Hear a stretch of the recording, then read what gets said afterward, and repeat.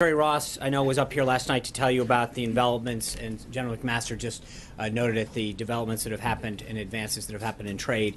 The 10 commitments that Secretary Ross announced yesterday are the initial results of the 100-day action plan of the United States-China Comprehensive Economic Dialogue, which began with President Trump and President Xi's meeting in Mar-a-Lago. Under the leadership of Secretaries Ross, Mnuchin, and their Chinese counterparts, the United States has negotiated intensively to reach consensus in areas including agricultural trade, financial services, investment, and energy. One of the actions I want to point out in particular sets the stage for China to allow imports of American beef beginning no later than July 16th of this year. It's been 13 years since our cattle producers have been effectively locked out of the Chinese market. China is the second largest beef importer in the world, buying roughly $2.6 billion of beef every year. In a statement last night, the National Cattlemen's Beef Association, the nation's largest association of cattle farmers, said, and I quote, "It's impossible to overstate how beneficial this will be for America's cattle producers and how the Trump administration deserves a lot of credit for getting this achieved," end quote.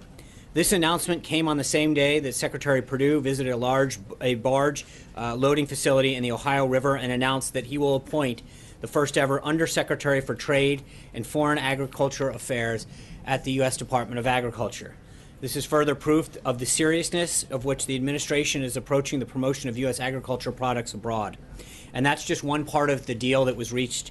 Here are some of the other highlights that we have worked with China. 8 pending biotech patents from the United States firms will be evaluated at a meeting of China's National Biosafety Committee by the end of May. We welcome China to receive imported liquefied natural gas, with companies allowed to proceed at any time to negotiate contracts. China will allow foreign-owned financial services firms in China to provide credit rating services and credit investigations. By July 16th, China will issue further guidance to allow American-owned suppliers of electronic payment services to operate in China. And China will allow 2 American financial institutions to issue underwriting and settlement licenses no later than July 16th. As we continue to make progress within the 100-day framework, including discussion of a 1-year plan to solidify action that will benefit both of our countries. Moving on, this morning, Attorney General Sessions issued a memo that restores flexibility to prosecutors so that they can most effectively combat the crisis of illegal drug trafficking that is polluting our cities and destroying our communities and families.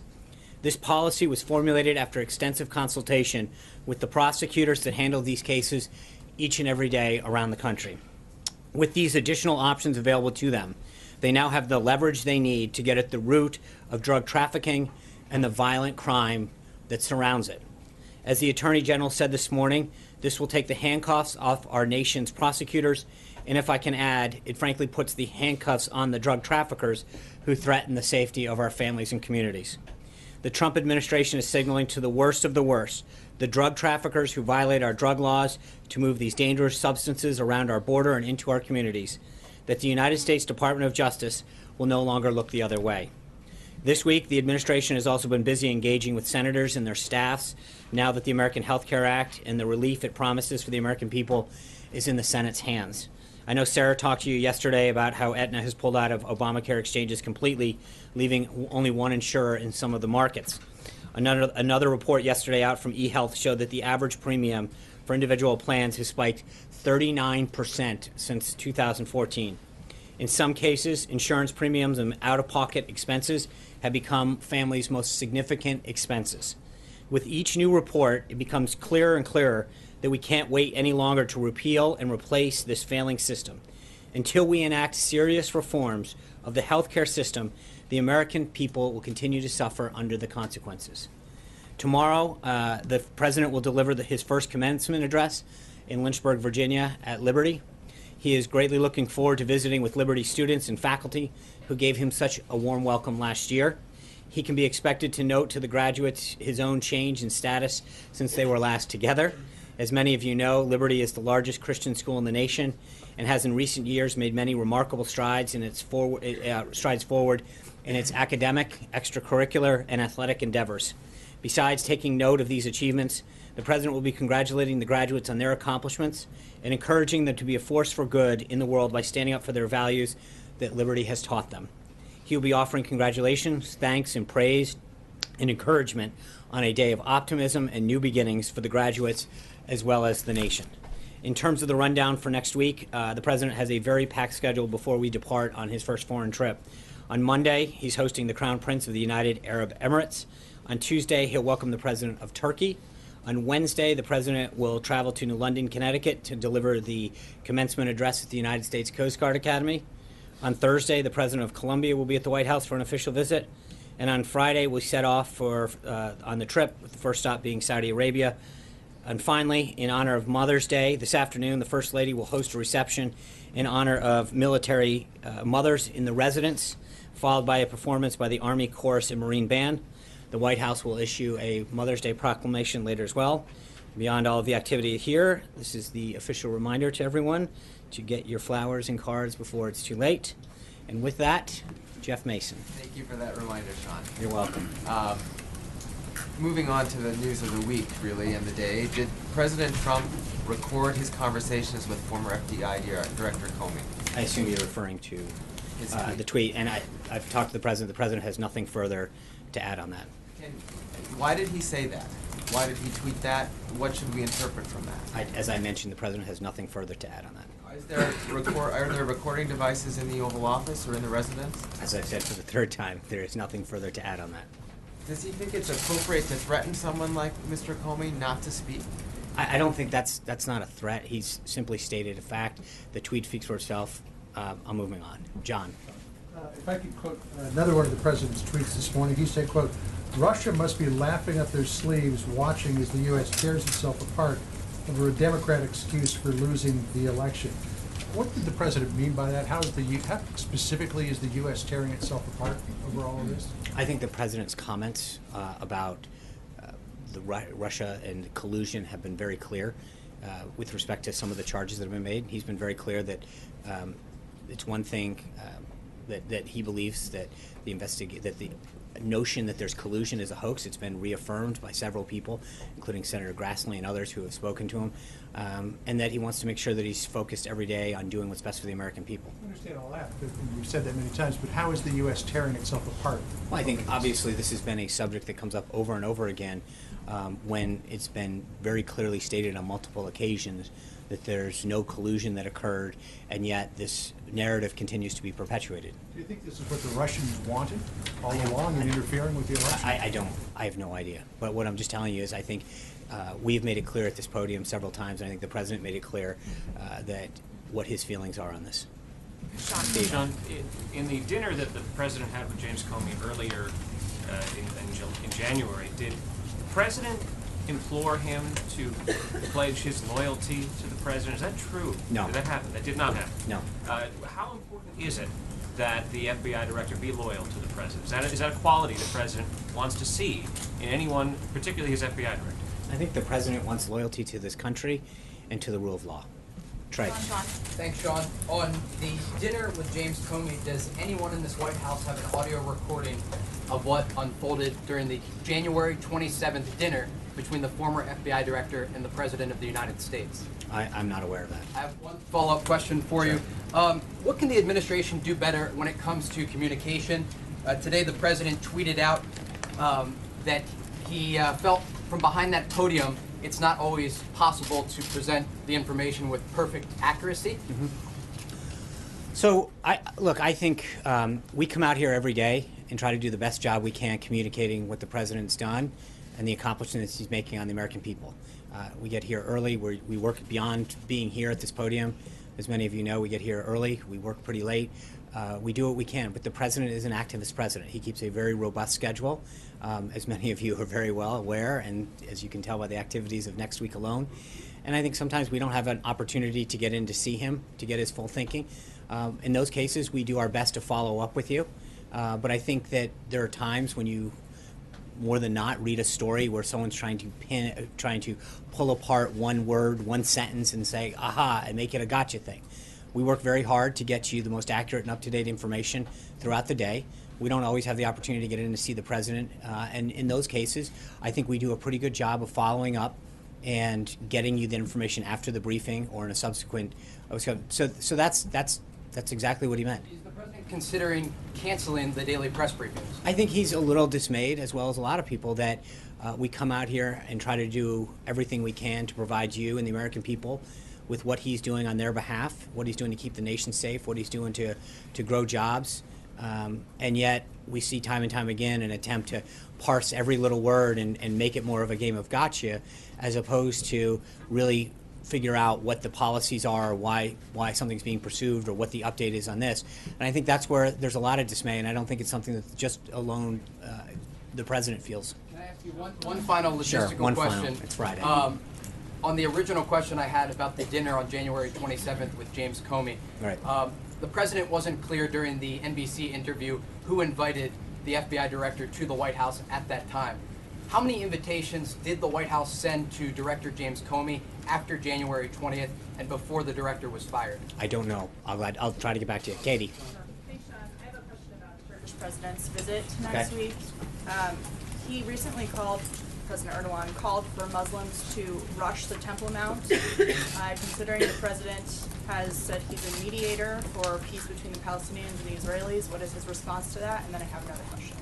So I think what you've seen with the president's meeting with these leaders is he engages privately in a lot of these things, and I think to a large degree, he's been able to achieve great success. Whether Aya Higazi, in that particular case, working behind the scenes, whether it's the progress that he's made with China, the president's behind-the-scenes diplomacy is paying dividends for the United States.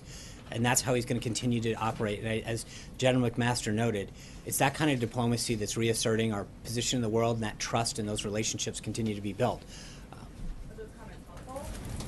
Well, From the again, Turkish I president, think or there's a difference, Katie. If we can get out here and I think what the president believes is that behind-the-scenes diplomacy pays dividends in terms of affecting behavior and outcomes and furthering the goals of the United States. So that's as much as I want to say there. My other question is the discussion about the refugee crisis, which is fueling problems in Europe. The president has talked about refugees being a problem here in the United States and terrorists hiding refugees, or refugees hiding in the, terrorists hiding in the refugee stream, excuse me. Is he going to talk about that with Arab leaders specifically when he visits Saudi Arabia, or is that not something that he's willing to bring up to those? I mean, those he's leaders? talked about safe zones. He talked about it yesterday with the foreign minister, or earlier this week, rather. He's brought it up on the calls. But in Saudi Arabia specifically. I'm not going to get ahead of his conversations that he's going to have, but I think the president's been very publicly clear about his desire to address that situation and some of the solutions that exist. But he's in a lot of the readouts we've had that as part of it because he believes that has to be part of a solution. John. Thanks so much, Sean. In the interview that the president conducted yesterday with NBC, he indicated and confirmed that on 3 separate occasions he asked the director of the FBI and received assurances from the FBI that he was not under investigation by the FBI. Why was the president seemingly so consumed by this that he would ask that question on 3 separate occasions? I think because the narrative continued to be perpetuated, and he wanted clarity to make sure. But again, I haven't spoken to him on it about the reason, but I think he answered it yesterday very clearly, and so I can get back to you, but that's the answer. I would appreciate you getting back to me. And as far as asking that question, did the president ask the White House counsel whether it would be appropriate to ask such a question, given that it was against generally Justice Department guidelines to indicate whether or not investigations are ongoing against any individual, let alone one at the White House? I don't know. I will tell you that I know several legal scholars, including Alan Dershowitz and others, have said there was nothing inappropriate about that. Dave. Counsel to the White House counsel? I don't know the asked- answer. Okay, No. thank you. Dave. General McMaster mentioned that on the trip, the president's going to be raising the issue of religious persecution, I believe of the Pope. And I wanted to ask you about a case in the last week in Indonesia where a Christian governor in the state of Jakarta was imprisoned for 2 years for blaspheming the Quran. Does the president find that case troubling? Does he plan to say anything in way of Did John protest? Gizzi give you this question? I'm sorry. No. I don't have any updates on that particular case. I would ask you to check with the State Department. Zeke. Thanks, Sean. I just want to put a finer point on Jeff's question. I'm hoping you can answer this in a yes or no fashion. Is the President of the United States currently recording conversations taking place in the Oval Office? I think the point that I made with respect to the tweet is the president has no further comment on this. Cam. Follow up, since Okay. you were involved in this on Tuesday night as well, giving a blanket answer saying at the time that it was all him regarding Deputy Attorney General Rod Rosenstein. Why did you come out with information that was later contradicted by the president 2 days later? Could you explain the TikTok? When were you brought in? Who else was involved? Why were the American people given incorrect information that night? I don't necessarily believe that that's true, Zeke. There was a decision-making process. The president explained it in the interview process. The bottom line is that the director of the FBI serves at the pleasure of the president. The president made a decision to replace him, as he has stated very clearly now publicly. The president is now focused on making sure that he finds a replacement that has the leadership qualities to lead the FBI. That's it, plain and simple. Cam. Sean, I'll follow up on that real briefly. What you said Tuesday doesn't match what the president was laying out yesterday in his interview. Can you walk through why the discrepancy in terms of whose decision this was? Well, it's always the president's decision. That's it, final. Did he take the... Like, as I mentioned to Zeke, this is ultimately the president's, always going to be the president's decision. Everyone who serves at the pleasure of the president, it's ultimately going to be his decision to hire someone, to fire someone. He made a decision, in part based on the recommendation, and he's now focused on making sure that we have a replacement at the FBI to instill the proper leadership they need. Blake. About the way forward as it relates to who the president might nominate to be the FBI director. Where does that process stand right now? How many people have been interviewed? Does the president hope to wrap this up before he goes overseas? On the timing, I think as soon as he finds a candidate that fits the qualities that he feels are necessary to lead the FBI, that's the timeline of that. I know that the Department of Justice has begun to create that list, and I believe they're going to, if they haven't already, are going to be starting the process of interviewing people either today or through the weekend. But I mean, the president obviously wants to make sure that we've got the right person, and that process is being headed by the Department of Justice. The other day about how somebody, not necessarily being political in that role, if somebody has been a member of Congress, past or present, does that count as an automatic disqualifier as somebody who is? I have not. I've not asked the president, but I don't believe that he has stated any sort of in and out. The Department of Justice is screening candidates, and I'm sure that as they feel as though they've got a list of finalists, they'll share that with the president, and he'll make a decision. And lastly, does the president still have confidence? The other day, someone asked, does the president have confidence in Andrew McCabe? After the testimony on Capitol Hill the other day, is that still the case? He is the acting director at this moment. I've not asked him about the deputy. I've not asked him about his. Generally, I don't go through the list of government employees and ask him. So I've not asked him specifically about that. Amen.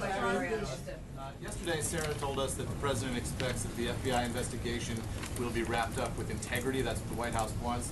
Today, the president tweeted and called it a witch hunt. How does tweeting and calling it a witch hunt help wrap that investigation up with integrity?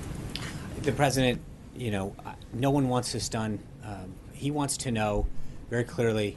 There's two pieces of this, right? Which is what was Russia's involvement. The president is obviously very concerned about any entity's attempts to influence the United States election. And that's one investigation. I think the second, this false narrative that we continue to fight every day, that has been debunked by intelligence individuals, members of Congress who've been briefed over and over again, that's where I think he's growingly concerned, as well as a number of American people who are growingly concerned that there is this perpetuated false narrative out there. That's I think, the nut of this. I talked to a former FBI official today who said that the president's tweet, the implicit threat to former FBI Director James Comey, indicates that the president, in his words, is simply out of control. I'd like to get you to respond to that. Is he? That's frankly offensive. John. Thank you, Sean. Two questions about the FBI director selection process. You said the names are coming from the Justice Department right now. Mm-hmm. Is the president consulting with Democratic congressional leaders as well, or Republican congressional leaders on this? Or is he just getting names out of DOJ? That's a good question. I know that he was obviously he's going to take input from them. I don't know what specific conversations he's had, so I'd be glad to check on who he's spoken to or maybe speaking to. Anita. I had a I'm sorry, I forgot you too. follow-up question. I got confused that Dave stole one. Now, I know that you said you're not disqualifying anyone on this. You also know there has been considerable mention in the last 24 hours of former House Intelligence Committee Chairman Mike Rogers as the new FBI director. Does the president have a meeting planned this weekend with Congressman Rogers? I'm not aware of anything of that nature on his schedule. But we'll obviously, as you know, we'll put out, if there's a meeting, we'll put it out for you. Right now, there's nothing that I'm aware of on the schedule, but generally, we put out the next day schedule later in the evening, and we will do that as well. Kristen. You already called on I'm sorry. Thank you. Sorry. Getting a little. I had a couple questions about the president's remarks to NBC about General Flynn. He said that it wasn't an emergency, or he didn't think it was an emergency, and that's why the firing dismissal didn't happen right away. So I had a couple questions about that. Is it why didn't he think it was an emergency? And was it because of the messenger? Was it because information came from Sally Yates, who you called an opponent, I think a political opponent of the president? Or is it because Don McGahn downplayed the situation? Can you explain what he meant by that? And I have a follow-up. I can't specifically say what he meant by that, but what I can tell you is, I mean, again, look at the timeline that happened. We went over this the other day, and this has been asked and answered multiple times. The former acting attorney general came and said, I want to give you a heads up on something. Don McGahn, the counsel's office, informed the president. They asked for the documents or materials that she had referred to. It took, I forgot now, 5 or 6 days to get those. They reviewed them, and he was asked to resign shortly thereafter. But I think that there is a difference. There wasn't a review process. That was the review process in this case. As the president noted yesterday during his interview, he had been thinking about this for a long time. The Justice Department had done a review. But again, I'm not really sure in both cases. So then, since you just No, you just asked me. You just asked me what's justice, though. Is that what you're talking about? No, what I'm saying is you're asking why it wasn't an emergency. I think, but it's not a question of his emergency. He took the time to do due process. Someone comes to you with an allegation. I think everyone deserves due process to make sure that allegation, someone coming in and giving you a heads up, we did exactly what was necessary, and the president made the right decision, and he continues to stand by it. Okay, so then two follow-ups. One, why, I'm still unclear, and you've mentioned this several times. Why did it take so long for the White House to get those documents? I don't know. I think we've. The White House asking, you couldn't go get the documents? That's not. Making it sound that is rather, with all due respect, it's not how it works. They're the ones who possess the documents. They had them in their possession. I believe they asked for them, and it took a while. Is it because she was fired, though, in between? No, I think part of it is just there's some of these things don't happen as easily in terms of where they're stored. I don't know the answer, but I think that in the course of action, if you look at the intervening days, that's a question that you should ask the Department of Justice. Okay, and then I sort of had a follow-up. I'm sure. Just explain to us then a little bit when you compare these two situations with General Flynn and Director Comey. The memo came one day, and he was fired that day. That was the review process, and General Flynn was 18 days. No, That's a huge difference. Why was one so fast when one was 18 days? Well, I think first of all, they both had a review. They both came, and the president looked at the information and the reviews and made a decision. Ultimately, as I mentioned, that's his job. He's the decider. He felt as though he had the information necessary in both cases to act, and he did. Vivian. Sean, in the tweet about Director Comey, he said the president says that he better be careful before he goes leaking to the press. Yesterday on NBC News, the president called him a showboat and a grandstander. Does the White House acknowledge that Director Comey has a First Amendment right to speak to the press if he so chooses to set the record straight about any of this, instead of just leaking? It may not be leaking. It may just be his First Amendment right to speak to the press. Well, everyone in this country has a First Amendment right. I think the difference, and you've heard the president echo this multiple times, is that sharing information that's not meant to be or is not authorized to be in the public domain in terms of the classification of it is concerning. And I think the president's been very clear over and over again of his concern with respect to information that gets put in the public domain that's not meant to be. But I don't think that those are. Everyone in this country has every right to speak their mind and express themselves in accordance with the Constitution. Okay, and follow up, just in terms of the FBI being in disarray, also with the president's comments, Is he concerned that if he continues like this, it could jeopardize morale at the FBI instead of actually kind of correcting a problem that he obviously observes there? Well, I think that one of the reasons that he wants to go through the process of finding an individual who can lead the FBI and the men and women who serve there so bravely and ably is to make sure that morale and the focus is as it's supposed to be, and that you have a leader that can do that. And you know, as you mentioned, it's the crown jewel of law enforcement.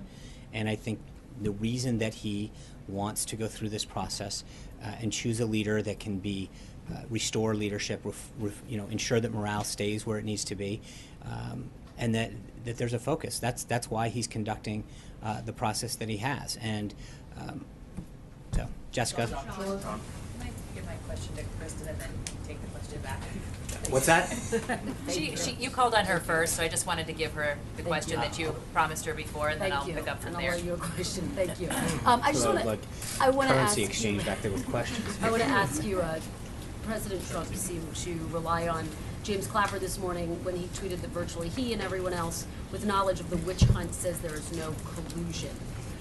James Clapper himself today told Andrea Mitchell, I don't know if there was collusion or not. I don't know if there's evidence of collusion or not, nor should I. On March 5th on Meet the Press, when he was asked a similar question, he said, not to my knowledge. So can you describe the discrepancy and explain it? No, I actually think that that's a great question that you should ask Director Clapper. I think. No, between Director Clapper's comments and President Trump, why is he leaning on Clapper when he said, I have no knowledge of whether there was No, collusion? I think on several occasions, Director Clapper has said that he has no knowledge of any collusion. That's it. I mean, that's the point that he is. He hasn't been briefed. He said he wouldn't know because he hasn't been briefed on He was the DNI up investigation. until That's- January 20th. He was very clear today that he said, nor should I have in this particular context. He made the case that he's Right, not and briefed on- on an FBI investigation, that that's not his purview. Fair enough. He's the Director of National Intelligence. On multiple occasions prior to today, he made it very clear that he was unaware of any collusion. The point was he wouldn't know. Well, right? but then- There'd but- been no final conclusion. Right, I There'd been understand. no final I- conclusion. I understand The that, but president then, seemed to indicate so that so there the was question that I would ask then, Kristen, is then why did he say what he said before? It seems his testimony and comments on multiple occasions prior to today was, I have no evidence that there was any collusion, right? So to suddenly today shift a story, I believe that the question should be asked to him.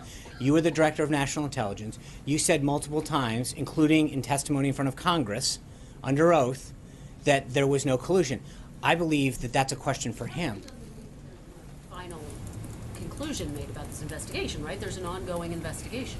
He's not making that argument, is he? I understand, but my point is that all we're able to do at this point is that the people who are aware of the former Director of National Intelligence, the head of the nation's agencies, intelligence agencies, makes multiple statements, as others, Charles, Senator Grassley and others, talking about the involvement, making it very clear that there was none.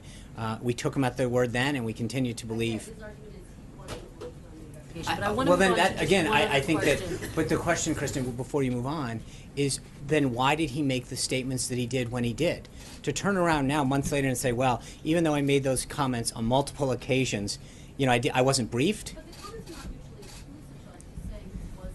I Very well, I clear in his appreciate. comments today. It's not surprising or abnormal that I would not have known about the investigation. Yeah, it sounds like the story has Or changed. the context of the investigation. Okay, well, ultimately, there's been several. Very quickly about the Well, accuracy. do you mind if I think in this case, it is interesting how the story has changed. He made those comments several times over several courses of action.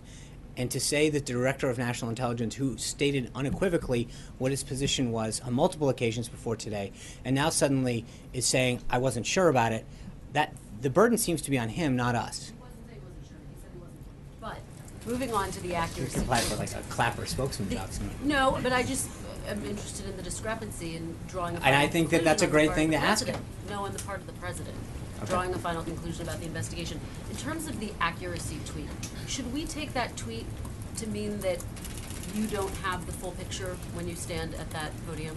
As I said, we come up here every day, not just to the podium, but we are here first thing in the morning till late at night every day, answering your questions on a variety of subjects and throughout issues that are happening in the government. We, as most of you can attest, work day and night to make sure that we get you the most up-to-date, accurate information at all times.